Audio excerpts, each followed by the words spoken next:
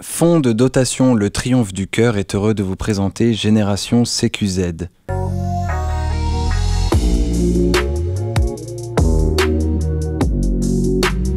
Bonjour à tous, bienvenue sur A-News Sécurité pour ce nouveau numéro de Génération CQZ. Et aujourd'hui, j'ai le plaisir d'accueillir Fantine Manfredini. Bonjour. Bonjour. Alors Fantine, vous êtes en master stratégique et sécurité à l'école sécurité CSRD à Paris, en alternance au ministère de l'Intérieur et à la direction générale sécurité civile et gestion de crise, et sous la direction des groupements nationaux du déminage. C'est bien ça. Un jour, on vous fait comprendre que vous n'avez pas le niveau, mais au lieu de vous dire tout est fini, c'est perdu, vous décidez de faire un stage en gendarmerie dans le Sud à l'âge de 14 ans. C'est bien ça. Quelles ont été vos missions lors de ce stage? C'était tout simplement un stage de 3e de découverte avec les différents pelotons de gendarmerie, les différentes brigades. Pour aller voir un peu comment ça se passe. Exactement. À partir de quel âge on peut rentrer dans ce genre de stage? C'est à partir de la 3e. Donc dès qu'on a passé la 3e, on peut faire des stages dans la gendarmerie, la police, de découverte. Est-ce que c'est ce stage qui vous donnera le déclic pour un avenir vers la sécurité? Tout à fait. J'ai toujours été intéressée par les métiers de police, gendarmerie. Mais c'est vrai que ce stage m'a vraiment mis les papillons dans les yeux. Dans les yeux, ça vous a donné envie de continuer? C'est ça. En 2018, vous allez faire un stage au centre de formation de police à Nice. Vous avez 16 ans. Comment vous forme-t-on lors de ce stage? C'est également un stage de découverte avec les différentes brigades. Ouais. On peut regarder aussi les différents grades des fonctionnaires de police, leur parcours durant l'entrée à l'école de police jusqu'à la fin, s'ils veulent continuer. Et voilà. Et il y a une petite différence avec le stage que vous avez fait précédemment? C'est quoi la différence dans la découverte? La différence, c'est qu'on prend quand même 2 ans en maturité, donc on prend un petit peu mieux les choses, donc on prend mieux le parcours qu'ils peuvent faire. D'accord. Et les statuts et les grades. Très bien. Et vous vous dirigez vers un CAP agent de sécurité en 2019. Là, vous avez 17 ans. Qu'est-ce qu'on vous enseigne lors de ce CAP? On m'enseigne comment être agent de sécurité. Donc on m'enseigne les lois que l'agent de sécurité doit respecter, ainsi que les manœuvres à faire, à pratiquer, et comment se comporter sur un événement lorsqu'on est agent de sécurité. Et alors, je vois que lors de ce CAP, vous choisissez comme stage chez les pompiers S10 dans le 06. Vous avez hésité entre les pompiers et la police? Alors, en CAP et bac pro, donc j'ai fait mon CAP puis mon bac pro. Donc en fin d'année de CAP, on passe 6 semaines avec les pompiers. Donc on a fait 6 semaines à fond, du sport tous les jours, on a passé les brevets de secourisme, etc. Et après, en bac pro, il y avait l'option soit police, gendarmerie et pénitentiaire, soit pompiers. Et moi, j'ai choisi tout ce qui était pénitentiaire, police, gendarmerie. Donc en fait, quand on fait ce CAP, on a obligation de faire ces 6 semaines de stage chez les pompiers, d'où votre stage chez les pompiers. C'est ça. Mais ensuite, votre choix était le pénitentiaire. C'est ça. Et alors, pourquoi finalement vous vous êtes tourné plus vers des métiers, vers le pénitentiaire, des métiers de police? J'ai toujours voulu voir ce que c'était l'intérieur d'une prison. En fait. Les pompiers, je trouve, c'est un beau métier, mais tout ce qui était police, gendarmerie, depuis mon enfance, je rêve d'être là-dedans. Et le stage en pénitentiaire, c'était vraiment passionnant. Passionnant.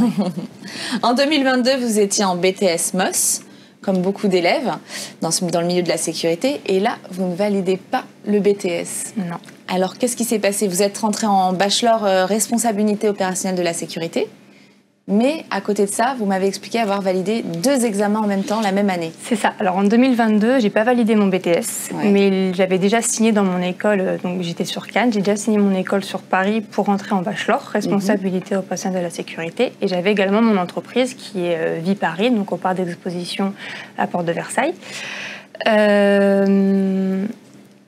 Et l'école m'a dit, on te fait confiance, on t'aide à passer ton diplôme en même temps que le bachelor. Donc cette année, en 2023, j'ai passé mon BTS et mon bachelor en même temps, en candidat libre. Et je les ai validés les 2 avec de très belles notes. Bravo. Donc rien n'est perdu en fait. Non, si on ne valide pas le BTS MOS, on peut le repasser en candidat libre en même temps qu'un bachelor. C'est ça. Quelles sont vos missions lors de ce bachelor?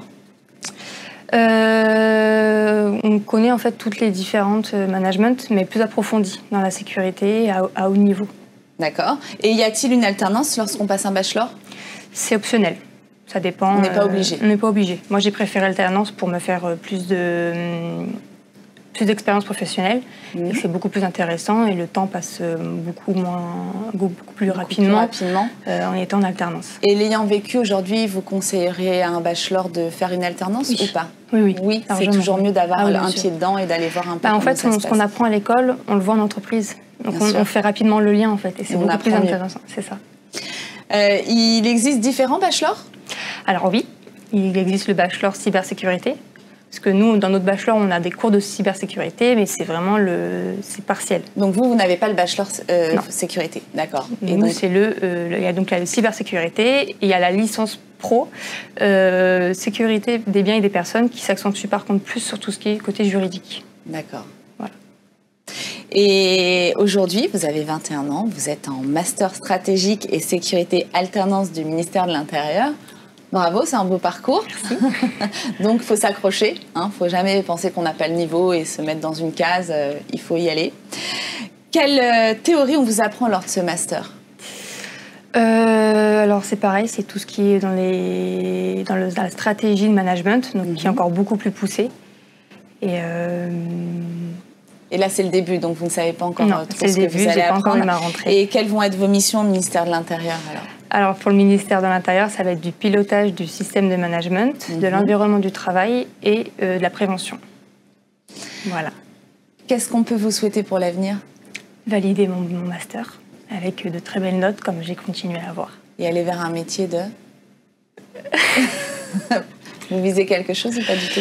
J'aimerais bien être rentrée avoir un haut poste au ministère, dans un des ministères en lien avec la sécurité. On espère vous voir au ministère. Alors, vous auriez un message à faire passer aux étudiants, aux futurs étudiants de la sécurité? De ne pas avoir de regrets. Et le seul regret qu'on peut avoir, c'est de ne pas avoir fait les choses. Merci Fantine pour vous. Ce beau parcours raconté. Merci à tous de nous avoir suivis et à bientôt pour un nouveau numéro de Génération CQZ. Fonds de dotation Le Triomphe du Cœur a été heureux de vous présenter Génération CQZ.